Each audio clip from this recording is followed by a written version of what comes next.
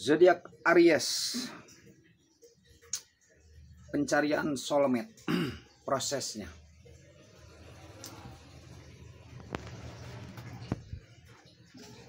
awal mula prosesnya terkadang kita tidak menyadari, atau juga ada yang secara langsung menyadari. Awal mula misalkan dari pertemuan itu sudah ada saling klop hati dengan hati itu. Misalkan hati si A dengan hati si B sudah ada saling klop. Hanya saja ada yang menyadari hal itu, ada yang tidak menyadari. Nah, bagi yang menyadari, sekali pertemuan misalkan semenit 2 menit, nanti besok atau 2 harinya atau seminggunya pengen bertemu lagi, nyamperinlah yang menyadari itu, karena seolah-olah ada daya magnetis di situ yang menarik. Nah, kekuatan daya magnetis itu gimana? Kekuatan kesadarannya, jiwanya.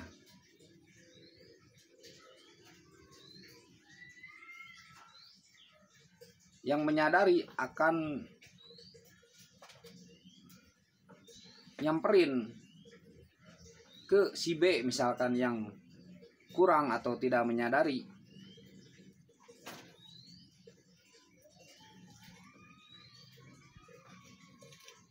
Nah, itu belum jadi soulmate, belum. Nah, nanti berbincang.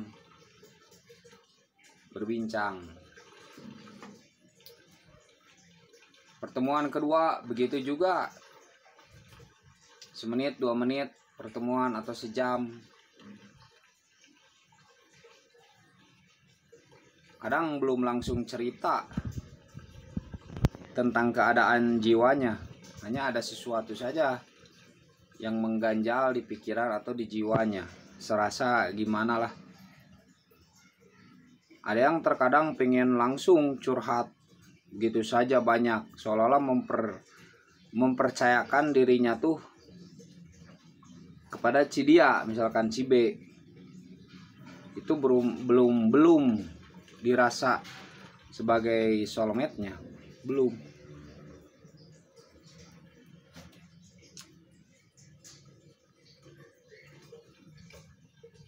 Pulanglah berpisah. Nah, nanti ketemu lagi lah. Misalkan sebulan kemudian ketemu lagi.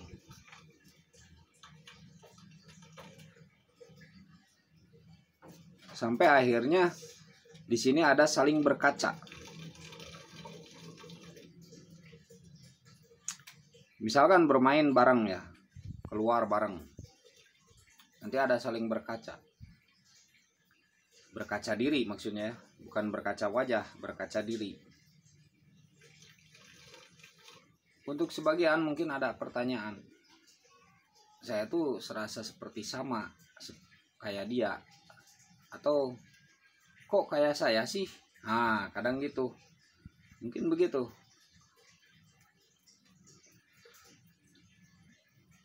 Itu terlepas yang tua ke yang muda atau yang muda ke yang tua, ada perasaan begitu mungkin.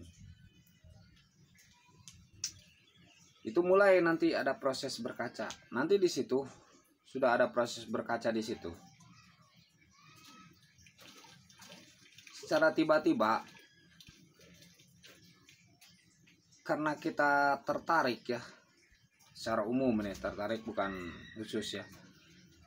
Tertarik, hati kita tuh tiba-tiba, tapi mungkin ini enggak ada yang langsung mungkin ya, misalkan beberapa hari atau beberapa minggu, ada yang bertahun-tahun dulu baru menyadari. Nah, nanti seolah-olah istilahnya tuh mencuri sifat, mencuri gerakan. Gimana lah ke yang ngefans tuh, misalkan kita ngefans ke artis anu, kan kita kadang pakaian pengen seperti anu kan gitu, bertingkah seperti anu kan gitu ya, cara bicara seperti dia kan gitu. Itu biasanya kan ngefans gitu. Nah gitu, itu juga sama begitu. Nanti misalnya si A dengan si B lagi nih, si A dengan si B lagi, si A itu meniru, jadi memindahkan sikap, bahkan sifat, cara bercanda dan lain sebagainya ke dirinya yang dilakukan oleh si B.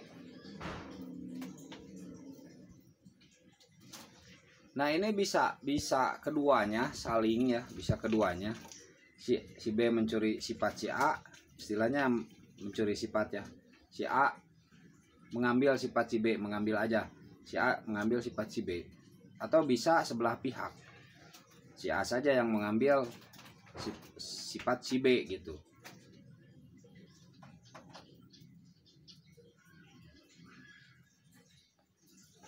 Nah itu kadang tidak disadari atau juga bisa disadari, seperti itu tuh.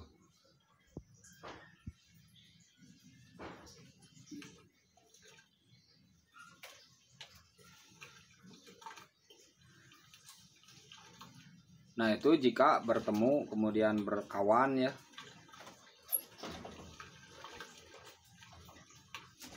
untuk menjadi soulmate itu begitu menurut saya. Tapi ada juga misalkan tanpa bertemu, tanpa bicara. Kalau yang tadi ada pembicaraan, ini tanpa bertemu, tanpa bicara, tapi seolah-olah dia tuh saya tuh dia tuh belahan ya.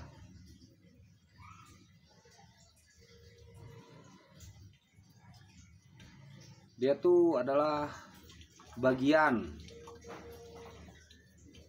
dari saya, tanpa bertemu, hanya pernah melihat, tanpa mengenal, hanya atau mengenal cuman sepihak saja.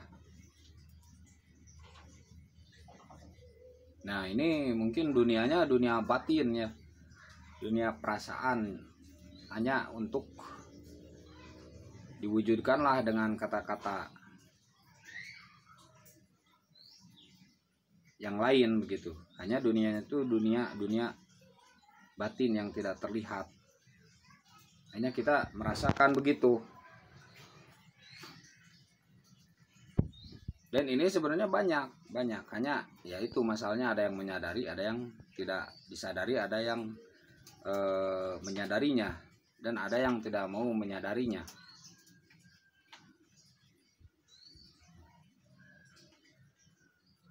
Makanya ada kok seperti saya, kan kadang ada gitu ya, kok kayak saya,